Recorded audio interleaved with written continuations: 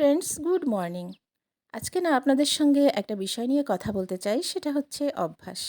অভ্যাস বদলালে জীবন বদলে যায়। মানুষ একদিনেই বড় হয়ে ওঠে না, আবার একদিনে ভেঙেও পড়ে না।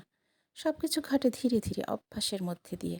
জেমস বলেন, প্রতিদিন যদি আপনি 1% করে উন্নতি করেন, তাহলে 1 বছরে আপনি হয়ে উঠবেন প্রায় 37 গুণ উন্নত। চিন্তা করুন, একটা ছোট্ট অভ্যাস, 1 গ্লাস পানি খাওয়া, 1 মিনিট মেডিটেশন, 1 লাইন লেখা, এগুলো হয়তো একদিন তৈরি করবে একজন সফল মানুষকে। জেমস ক্লিয়ার আরও বলেছেন, ছোট্ট ছোট্ট কাজে লুকিয়ে থাকে বড় বড় সাফল্য।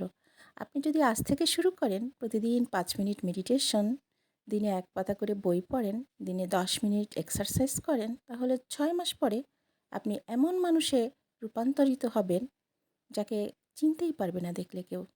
তাই আমরা ছোট্ট ছোট্ট অভ্যাস দিয়ে আমাদের জীবনকে একটা সুন্দর জীবনে রূপান্তর করতে পারি। কি বলেন আপনারা?